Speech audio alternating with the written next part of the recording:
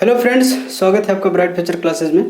दोस्तों, इस सीरीज़ में हम लोग जीके याद कर रहे हैं और ऐसे टॉपिक उठा के याद कर रहे हैं जिनको याद करना थोड़ा मुश्किल होता है, और अगर आप याद करते हैं तो कुछ टाइम के बाद भूल जाता है। तो कुछ इस तरीके से हम याद करेंगे क्लास में ताकि वह हमारे माइंड में सेट हो जाए, कभी भूले ना। तो देखिए, बेसिकली जब आप जीके याद करते हैं तो दो तीन टाइप से होता है। जैसे एक होता है कंसेप्ट बेस का। जो कंसेप्ट बेस के जीके होते हैं, जैसे मान लीजिए जब आप फिजिक्स पढ़ते हैं, केमिस्ट्री पढ़ते हैं, बायो पढ़ते हैं, जैसे उसमें पूछ लिया कि दो दर्पणों के बीच में रखा हुआ 90 एंगल पे वस्तु, उसकी प्रतिबिंबों की संख्या क्या होगी। अगर ऐसे पूछता है तो ये सब थोड़ा न्यूमेरिकल बेस होता है और इसमें कंसेप्ट को समझना ज़रूरी होता है। अगर आप कंसेप्ट नहीं जानते तो उसका आंसर नहीं कर पाएंगे। लेकिन कुछ क्वेश्चंस ऐसे होते हैं, कुछ टॉपिक ऐसे होते हैं कि जिनमें कॉन्सेप्ट कुछ नहीं होता, समझना कुछ नहीं है, बस उनको याद करना है। कैसे याद करेंगे वो आपकी जिम्मेदारी है। तो जो आपको ऐसे टॉपिक्स याद करने हैं उसी को ध्यान में रखते हुए हम लोग ये सीरीज चला रहे हैं। तो देखिएगा, आज का हमारा टॉपिक है महापुरुषों के समाधि स्थल। आज हम जो हमारे देश में तमाम महापुरुष हुए हैं उनकी समाधि स्थल जो बने हुए हैं उन्हीं के बारे में हम लोग याद करेंगे। कैसे याद करेंगे देखिएगा, शुरू करते हैं। पहला है राजघाट, और राजघाट है महात्मा गांधी का। अगर इसे याद रखना हो आप कैसे याद रखेंगे। महात्मा गांधी ने एक बहुत बड़ा योगदान दिया था जिससे हम इनको राष्ट्रपिता कहते हैं। अंग्रेज का जो राज था भारत पर, अंग्रेज भारत पर राज कर रहे थे, उस राज से आज़ादी किसने दिलाई? महात्मा गांधी ने। तो अंग्रेजों के राज से छुटकारा किसने दिलाया? महात्मा गांधी ने। तो राजघाट किसकी समाधि स्थल हो जाएगी? महात्मा गांधी की। तो यहाँ से आप कनेक्ट कर सकते हैं, अंग्रेजों के राज से आज़ादी दिलाई महात्मा गांधी ने। क्लियर है। अगला है शांति वन, और शांति वन है पंडित जवाहरलाल नेहरू का, जो भारत के प्रथम प्रधानमंत्री रहे हैं। और इनको याद कैसे करेंगे? मान लीजिए आपके साथ कोई लड़का है जिसका नाम है जवाहर और वह बहुत शांत स्वभाव का है, तो आप कहेंगे जवाहर बहुत शांत स्वभाव का लड़का है। तो शांति वन किसका हो जाएगा? पंडित जवाहरलाल नेहरू का। अगला है महाप्रयाण, और महाप्रयाण जो समाधि स्थल है यह है डॉक्टर राजेंद्र प्रसाद का, और डॉक्टर राजेंद्र प्रसाद हमारे देश के प्रथम राष्ट्रपति रहे हैं। तो कैसे याद करेंगे? एक होता है महापुराण। महापुराण आप लोग वर्ड सुने होंगे, एक धर्म ग्रंथ है।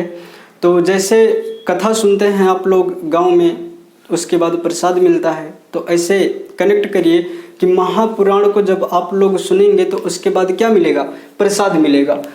महापुराण को महाप्रयाण समझना और प्रसाद मिलेगा, तो यहाँ से कनेक्ट कर सकते हैं। महाप्रयाण किसका हो जाएगा? डॉक्टर राजेंद्र प्रसाद का। अगला है शक्ति स्थल, और शक्ति स्थल जो समाधि स्थल है वो है किसका? इंदिरा गांधी का। तो इंदिरा गांधी जो है ये भारत की प्रथम महिला प्रधानमंत्री रही हैं और दूसरे नंबर की प्रधानमंत्री रही हैं, जो कि पंडित जवाहरलाल नेहरू की बेटी थी। तो इन्हें जो है आयरन लेडी कहते हैं, बहुत पावरफुल प्राइम मिनिस्टर कहते हैं, क्योंकि यह प्रधानमंत्री के साथ साथ रक्षा मंत्री भी रही हैं। तो अगर आपसे क्वेश्चन ऐसे भी पूछ सकता है कि भारत की प्रथम महिला रक्षा मंत्री कौन थी, तो आप कहेंगे इंदिरा गांधी थी। और इन्हें जो है 1975 के आपातकाल के लिए बहुत याद किया जाता है। वो टाइम जब भी लोग ध्यान में लाते हैं, जब भी उसकी चर्चा होती है, तो इंदिरा गांधी का ये नाम आता है। 1975 इमरजेंसी लगी थी इंदिरा गांधी के शासनकाल में, और इंदिरा गांधी ने अपनी पूरी शक्ति का पावर लगा दिया था उसको लगाने में। तो इंदिरा गांधी क्या थी? बहुत शक्तिशाली प्रधानमंत्री थी। तो शक्ति स्थल जो है इंदिरा गांधी की क्या हो जाएगी? समाधि स्थल। अगला है विजय घाट, और विजय घाट है लाल बहादुर शास्त्री का। याद कैसे करेंगे? जो बहादुर होता है उसी की विजय होती है, जो बहादुर होता है उसी की विजय होती है। तो विजय घाट हो जाएगा लाल बहादुर शास्त्री का। अगला है अभय घाट, और अभय घाट है मोरारजी देसाई का समाधि स्थल। और मोरारजी देसाई भारत के प्रथम गैर कांग्रेसी प्रधानमंत्री रहे हैं जनता दल से। तो जनता पार्टी थी इनकी। देखिए, एक वर्ड है अभय, एक होता है भय, भय का मतलब होता है डर, और अभय का मतलब होता है निडर। जो बच्चे होते हैं, अगर उनके सामने शेर ला के रख दो, कुत्ता ला करके रख दो, या कोई बड़ा जानवर देखते हैं तो लोग डर जाते हैं, लेकिन जब मोर को देखते हैं ना तो बहुत प्रफुल्लित हो जाते हैं, बहुत खुश हो जाते हैं। तो कैसे याद करेंगे? मोर को देख करके बच्चों के अंदर का जो भय है वह गायब हो जाता है, यानी वह अभय हो जाते हैं। तो अभय किसका हो जाएगा? मोरारजी देसाई का। कनेक्ट कर सकते हैं? अगर कर सकते हैं तो ऐसे याद कर लीजिएगा। अगला है किसान घाट, और किसान घाट है चौधरी चरण सिंह का। चौधरी चरण सिंह भारत के प्रधानमंत्री यह भी रहे हैं, और ये किसानों के बहुत ही लोकप्रिय नेता माने जाते हैं। किसानों के संबंध में इन्होंने अपनी राजनीति स्टार्ट की थी, और वहीं से ये उच्च स्तर तक पहुँचे और लास्ट में भारत के प्रधानमंत्री भी बनते हैं। तो चौधरी चरण सिंह किसके नेता थे? किसानों के नेता थे। तो किसान घाट किसका हो जाएगा? चौधरी चरण सिंह का हो जाएगा। अगला है नारायण घाट, और नारायण घाट है गुलजारी लाल नंदा का। आप लोग सत्यनारायण की कथा सुनते होंगे, गांव में बहुत ज़्यादा प्रचलित है। जो सत्यनारायण कहते हैं भगवान विष्णु को, और विष्णु का अगर आप चित्र देखेंगे, वो हाथों में गुलाब का फूल लिए होते हैं। फूल कोई भी रहा हो, आप गुलाब ही समझ लीजिएगा। तो जो सत्यनारायण हैं वह गुलाब का फूल लिए रहते हैं, तो नारायण घाट हो जाएगा गुलजारी लाल नंदा का। ठीक है। अगला है समता स्थल, और समता स्थल जो समाधि है यह है जगजीवन राम की। और जगजीवन राम जो हैं यह भारत के प्रथम उप प्रधानमंत्री थे जो दलित समाज से बिलोंग करते थे। समझिएगा जगजीवन राम के बारे में बहुत सारे फैक्ट हैं। अगर आप कोई भी पॉइंट याद कर रहे हो जीके में, अगर उससे रिलेटेड कोई इंटरेस्टिंग फैक्ट अगर आप पढ़ लेते हैं तो यह आपके दिमाग में अस्थायी रूप से बैठ जाता है, और तब शायद आप नहीं भूलेंगे। यह भी एक तरीका होता है जीके याद करने का। तो जगजीवन राम जो थे ये प्रथम दलित उप प्रधानमंत्री थे, प्रथम दलित उप प्रधानमंत्री। इनकी एक बेटी थी, और उनकी बेटी का नाम है मीरा कुमार। और मीरा कुमार से संबंधित बहुत ही इंपॉर्टेंट क्वेश्चन बनता है। क्वेश्चन पूछेगा कि लोकसभा की प्रथम महिला अध्यक्ष कौन थी?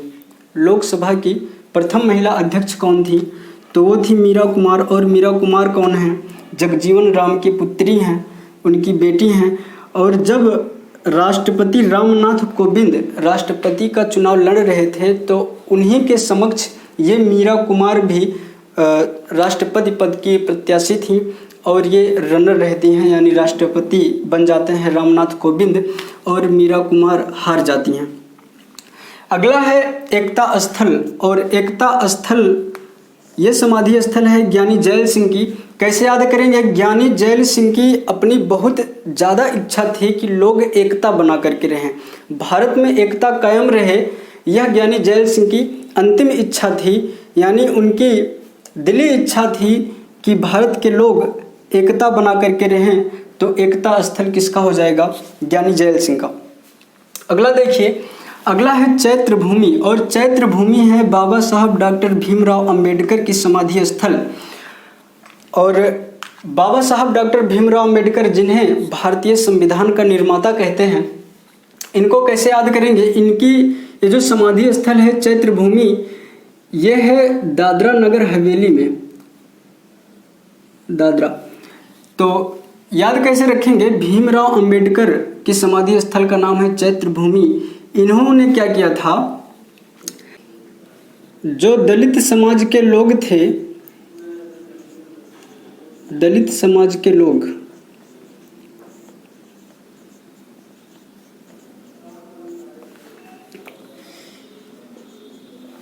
इनमें चेतना जगाने का काम किया था डॉक्टर भीमराव अंबेडकर ने। तो चेतना से याद रखना चैत्र भूमि, चेतना से याद रखना चैत्र भूमि। और चेतना किसने जगाया? डॉक्टर भीमराव अंबेडकर ने। तो चैत्र भूमि किसका हो जाएगा? डॉक्टर BR अम्बेडकर का। ठीक है। अगला है उदय भूमि। यहाँ ध्यान से समझना, इस पॉइंट पे थोड़ा कंफ्यूजन होता है लोगों को। उदय भूमि है के.आर. नारायण का, और के.आर. नारायण भारत के 10वें राष्ट्रपति रहे हैं। इनकी समाधि स्थल का नाम है उदय भूमि। लेकिन कुछ लोग क्या करते हैं कि इनके नाम में जो नारायण है, तो उस नारायण से समझ लेते हैं कि नारायण घाट जो है के.आर. नारायण की समाधि स्थल है। लेकिन आप लोग इसे ध्यानपूर्वक पढ़िएगा कि नारायण घाट जो है गुलजारी लाल नंदा का है, जहां हमने आपको पॉइंट बताया कि सत्यनारायण के हाथों में गुलाब का फूल होता है। ठीक है, और अब देखना के.आर. नारायण के उदय भूमि को कैसे याद रखेंगे। आपको पता है कि जो भी व्यक्ति इस संसार में पैदा हुआ है उसके जैसा दोबारा कोई पैदा नहीं हो सकता। तो याद रखेंगे कि के.आर. नारायण जैसा व्यक्ति दोबारा इस दुनिया में उदय नहीं हो सकता। तो के.आर. नारायण का जो समाधि स्थल है वो क्या हो जाएगा, उदय भूमि। अगला है वीर भूमि, और वीर भूमि है राजीव गांधी की। और राजीव गांधी भारत के 6वें प्रधानमंत्री थे। और एक पॉइंट और है कि राजीव गांधी भारत के सबसे कम उम्र के प्रधानमंत्री थे। अगर कोई आपसे क्वेश्चन करे कि अब तक भारत के सबसे कम उम्र के प्रधानमंत्री कौन रहे हैं, तो आप कहेंगे राजीव गांधी, जो कि इंदिरा गांधी के पुत्र थे। देखना, जवाहरलाल नेहरू प्रधानमंत्री होते हैं, उनकी बेटी इंदिरा गांधी प्रधानमंत्री होती हैं, और इंदिरा गांधी के जो पुत्र थे, इनके बेटे थे राजीव गांधी, ये भी प्रधानमंत्री होते हैं। लेकिन तमिलनाडु में जाते हैं एक रैली के दौरान। जैसे कि आपको पता होगा, इंदिरा गांधी को जो है 1984 में गोली मारकर 2 पंजाबी थे, सिख संप्रदाय के लोग थे, जिन्होंने इंदिरा गांधी की गोली मारकर हत्या कर दी थी। तो फिर होता है 1984 का दंगा, जिसमें बहुत सारे सिखों को दिन दहाड़े मार दिया जाता है। फिर उसके बाद जो चुनाव आता है उसमें राजीव गांधी प्रधानमंत्री पद के उम्मीदवार बनते हैं कांग्रेस की तरफ से। और वो तमिलनाडु में गए थे एक रैली में, और इन्होंने लोगों से शांति बनाए रखने की अपील की थी। लेकिन वहाँ क्या होता है, तमिलनाडु में एक लड़की आती है, उसके शरीर में बम बंधा होता है और इनके गले में जो है माला पहनाने के बहाने आती है। सिक्योरिटी वाले रोकते हैं, लेकिन राजीव गांधी खुद कहते हैं कि आने दीजिए बच्चे को। तो जैसे ही इनके गले में वो माला डालती है तो साथ में बम फट जाता है। तो राजीव गांधी और वो लड़की दोनों मर जाते हैं। राजीव गांधी शहीद हो जाते हैं, देश के लिए शहीद हो जाते हैं राजीव गांधी। और हालांकि उस लड़की की जो माँ है वो आज भी जेल में बंद है इनके मर्डर केस में। तो कहेंगे राजीव गांधी क्या थे, बहुत वीर थे। राजीव गांधी क्या थे, वीर थे। तो वीर भूमि हो जाएगी राजीव गांधी की समाधि स्थल। अगला है कर्म भूमि, और कर्म भूमि है शंकर दयाल शर्मा का, जो भारत के 9वें राष्ट्रपति थे। ये भारत के 9वें राष्ट्रपति थे शंकर दयाल शर्मा। कैसे याद करेंगे, शंकर भगवान, ब्रह्मा विष्णु महेश को कहते हैं शंकर। शंकर भगवान क्या उपदेश दे रहे हैं कि तुम लोग दयालु बनो और दयालु बन करके कर्म करो। शंकर भगवान क्या कह रहे हैं, दयालु बनो और दयालु बन करके कर्म करते रहो। तो कर्म भूमि किसकी हो जाएगी, शंकर दयाल शर्मा की। क्लियर है? तो उम्मीद है आप लोगों को समझ में आया होगा। तो ऐसे ही बने रहिए हमारे साथ, कल मिलेंगे कोई और टॉपिक उठा करके, उसे भी याद कराएंगे आपको। तो थैंक यू सो मच।